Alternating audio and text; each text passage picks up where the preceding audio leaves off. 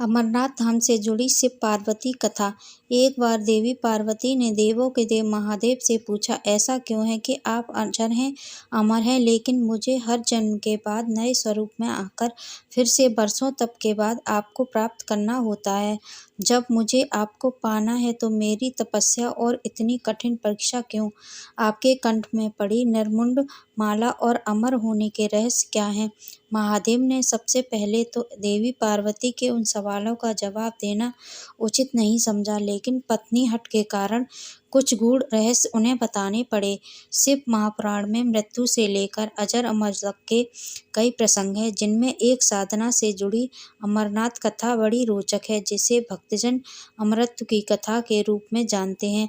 हर वर्ष हिम के आलय हिमालय में अमरनाथ, कैलाश और मानसरोवर तीर्थ स्थलों में लाखों श्रद्धालु पहुंचते हैं, सैकड़ों किमी देर की पैदल यात्रा करते हैं। क्यों? यह विश्वास यूं ही नहीं उपजा। शिव के प्रिय अधिक मास अथवा आषाढ़ पूर्णिमा से श्रावण मास तक की पूर्णिमा के बीच अमरनाथ की यात्रा भक्तों को खुद से जुड़े रहस्यों के कारण और प्रशंसक लगती है। पौराणिक मान्यताओं के अनुसार अमरनाथ की गुफा ही वह स्थान है जहां भगवान शिव ने पार्वती को अमर होने के गुप्त रहस्य बताए थे। उस दौरान उन दो ज्योतियों के अलावा तीसरा वहां कोई प्राणी नहीं था, न महादेव का नंदी और न ही उनका नाग, न पे गंगा और न ही गणपति कार्तिक। गुप्त स्थान की तलाश में महादेव ने अपने वाहन नंदी को सबसे पहले छोड़ा। नंदी जिस जगह पर छूटा उसे ही पहलगाम कहा जाने लगा।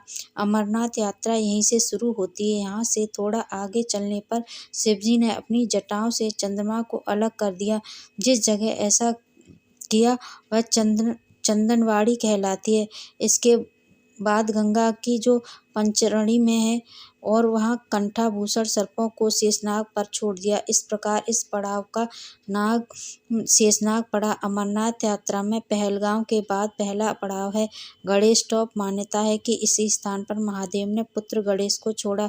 इस जगह को महागुणा का पर्वत भी कहते हैं। इसके बाद महादेव ने जहाँ पिस्सू नामक कीड़े को त्यागा वह जगह पिस्सू घाटी है। इस प्रकार महादेव ने अपने पीछे जीवनदायिनी पांचों तत्वों को स्वयं से अलग किया। इसके पश्चात पार्वती संग एक गुफा में महादेव ने प्रवेश किया, क्योंकि तीसरा प्राणी यानी कि कोई व्यक्ति, पशु या पक्षी गुफा के अंदर घुस कथा को न सुन सके, इसीलिए उन्होंने चारों ओर अग्नि प्रज्वलित कर दी। फिर महादेव ने जीवन के की कथा शुरू कर दी। कहा जाता है कि कथा सुनते सुनते देवी पार्वती को नींद आ गई, सो गई और महादेव को यह पता नहीं चला। वह सुनाते रहे।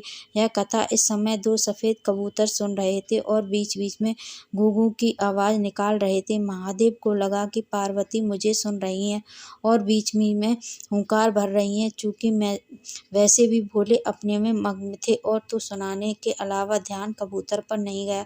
दोनों कबूतर सुनते रहे। जब कथा समाप्त होने पर महादेव का ध्यान पार्वती पर गया तो उन्हें पता चला कि वे तो सो रही हैं, तो कथा सुन कौन रहा था। उनकी दृष्टि तब दो कबूतरों पर पड़ी तो महादेव को क्रोध आ गया। वही कबूतरों का जोड़ा उनकी शरण में आ गया और बोला, भगवान, हमने आपसे अमरनाथ कथा सुनी। यदि आप हमें मार देंगे तो यह कथा झूठी हो जाएगी। हमें पद प्रदान करें। इस पर महादेव ने उन्हें वर दिया कि तुम सदैव इस स्थान पर शिव व पार्वती के प्रतीक चिन्ह में निवास करोगे। अतः कबूतर का यह जोड़ा अमर हो गया। यह गुफा अमरनाथ की साक्षी हो गई। इस तरह इस स्थान का नाम अमरनाथ पड़ा। मान्यता है कि आज इन दो कबूतरों के दर्शन भक्तों को होते हैं। अमरनाथ गुफा में यह भी प्रकृति का ही चमत्कार है कि शिव की पूजा वाले विशेष दिनों में बर्फ के शिवलिंग अपना आकार लेते हैं। यहाँ मौजूदा शिवलिंग किसी आश्चर्य से कम नहीं है।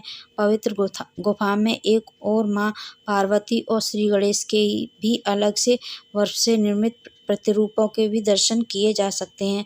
अगर आपको ये कहानी पसंद आई तो लाइक, शेयर एंड सब्सक्राइब जरूर करें। बेल आइकन को भी दबाएं। हर हर महादेव। ओम नमः शिवाय।